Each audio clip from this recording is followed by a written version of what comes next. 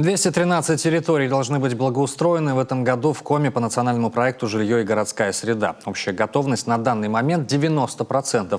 Мероприятия по обновлению общественных пространств полностью завершены уже в Уктыльском, Карткировском, Прилузском, Сыктывдинском, Сысольском и Удырском районах. А вот в каком состоянии Сыктывкар и насколько он отстает, узнала Анна Зубарева, проехавшись по самым значимым объектам. Благоустроить мемориал у Свято-Вознесенского храма в местечке Кируль горожане просили еще с 2015 года. И вот спустя 5 лет желание исполнилось. Обновилась не только памятная плита, появились новые скамейки, урны, уличные светильники. Но и это еще не все. Голубые ели, горные сосны, гортензии, 1000 квадратных метров низкорослого газона. На одно только озеленение ушло более 1,5 миллиона рублей. Мемориал в честь участников революционного движения, гражданской войны, участников социалистического строительства в Коми крае был открыт 4 ноября 1987 года. В этом году объект обновили. Теперь плиты под уклоном, чтобы зимой снег не задерживался, а рядом пешеходные аллеи. А вот работы по улице Советской начались еще в 2019-м. Как видим, изменения кардинальные. Старый асфальт заменен на солидные гранитные плиты, проводка спрятана под землю, установлены винтажные фонари. Все это не только красиво, самое главное – долговечно. Для сравнения, срок службы бетонной плиты не превышает 7 лет, тогда как у гранита, который сейчас под моими ногами, он исчисляется столетиями.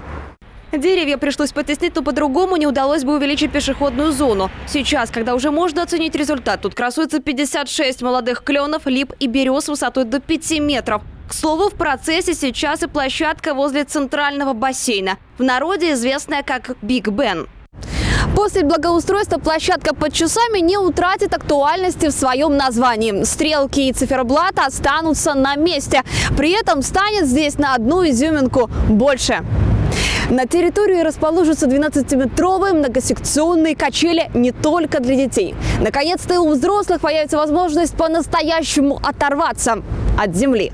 Но пока что все только в процессе. Чем уже можно любоваться, так это гранитом. Его здесь выложили в 3 цветах. А еще увеличилась ширина центральной аллеи. Из ближайших планов батут и кафе подвинут ближе к склону. Арт-объект «Я люблю Сыктывкар» и карта города тоже изменят свое место локации. Стелу, посвященную олимпийцам, отремонтируют и подсветят. Общее финансирование проекта около 112 миллионов рублей. Закончить все работы подрядчик должен в начале следующего года. Стало интереснее и комфортнее, это да, это точно. В целом, на самом деле, город обновляется, и это радует. Но большое пожелание к дворам. Вот мы, например, живем здесь недалеко, казалось бы, вроде, да, центр, нижний центр города. У нас просто ужаснейший двор, у нас отсутствует парковка. Нравится, конечно, в городе стало лучше, но хотелось бы все равно больше. В Кировском парке, например, хочется. Вот гуляли, там просто такие прогулочные аллеи, но хотелось бы что-то, чтобы с детьми было интересней. У нас в городе все-таки вот благоустройство в плане доступности зданий и сооружений еще хромает очень. То есть делают, да, где-то очень хорошие дороги, но вот в старой части города, например, вот по Куратово, очень много таких мест, где, например, с коляской вообще невозможно пройти.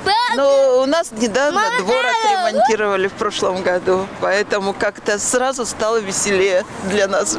По проекту формирования комфортной городской среды в столице Коми в этом году должно быть благоустроено 11 дворовых территорий. Местным, очевидно, хочется, чтобы для города с населением в 250 тысяч человек эта цифра с годами росла. И у этого желания есть все шансы притвориться в жизнь. Анна Зубарева, Павел Люлянмин, телеканал Юрган, Сыктывкар.